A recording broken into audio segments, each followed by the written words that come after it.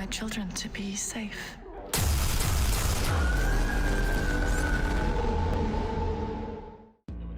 In episode 1, when Marcus and the Mithraic arrived, Mother pretended to be human and not an android in order to protect Campion, and when she introduced herself, she gave the name Lamia.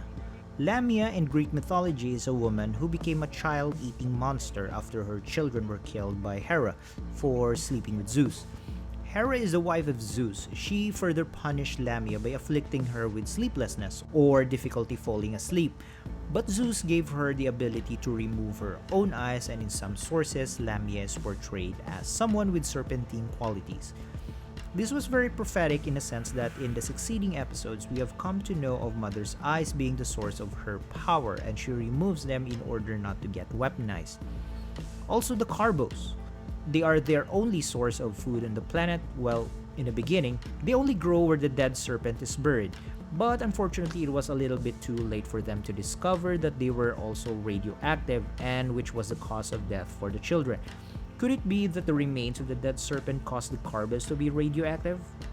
Maybe it could. It is my theory that Zeus in the Greek mythology could refer to the creator Campion Sturgis, the legendary Mithraic turned atheist hacker, because he gave Mother the ability to remove her eyes, and he gave him the ability to produce the children, well, sort of. Greek god Hera could be the dead serpent, which indirectly caused the death of the children by making the Carbos radioactive. And when the children were already dead and there was an attempt to kidnap the young Campion by the Mithraic, Mother became the personification of Lamia, being the child-eating or killing monster. This happens when Mother went to the Mithraic Ark. In this scene, we can see that there are 12 children in the nursery and she took only 5. It could mean she killed them like the rest when she crashed the Ark into Kepler 22b. It could be that Mother subconsciously considered herself as a child killer like Lamia, in the sense that during the war, atheists back on Earth conscript kids to fight the war against the Mithraic, and Mother being the necromancer whose objective is to fight and destroy the enemies of the Mithraic. Does it mean that its usual victims are the kids? Maybe so.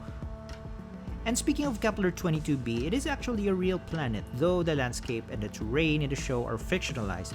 But Kepler 22b is a real thing, which was discovered sometime 2009. It is a planet orbiting within the Goldilocks zone of a sun-like star named Kepler 22. The Goldilocks zone refers to the habitable zone around a star where the temperature is just right, meaning not too cold or not too hot, for liquid water to exist on a planet. In episode 1, Mother asked the children how the number 5 relates to all manifestations of life. The number 5 could literally be just anything. It could mean the 5 senses, 5 fingers, or in religion, the 5 pillars of Islam, the 5 wounds of Jesus, the 5 books in the Torah. But in episode 4, we came across a strange alien artifact in the middle of the desert, which is the same with their metal thurible thingy for the incense. This geometric figure is what is known as a Dodecahedron. It has 12 faces, and each face is a 5-sided polygon we all come to know as a pentagon. In 3-dimensional space, a dodecahedron is one of the 5 Platonic solids. The others are the tetrahedron, the cube, octahedron, and the icosahedron. And according to Plato, the aforementioned are associated with the elements earth, air, water, and fire. As to the dodecahedron, Plato said was used for arranging the constellation in the whole heaven. In other words, it represents the universe. And the 12 pentagonal faces represents the 12 zodiac signs or the 12 constellations of the stars which the sun passes through in 1 year.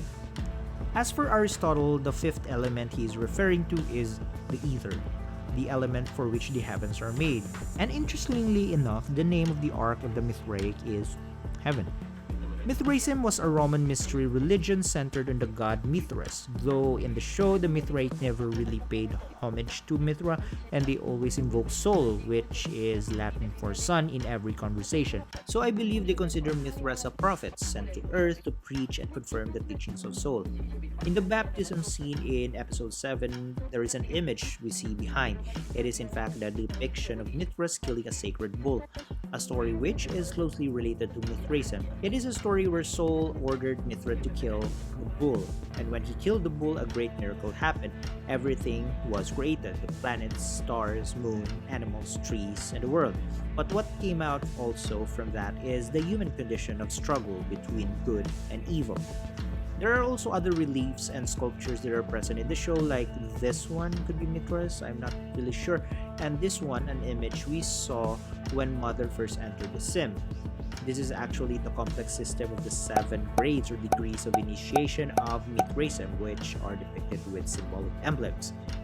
And the image of the sun has 12 rays, a reflection of the 12 pentagonal faces of the Dodecahedron.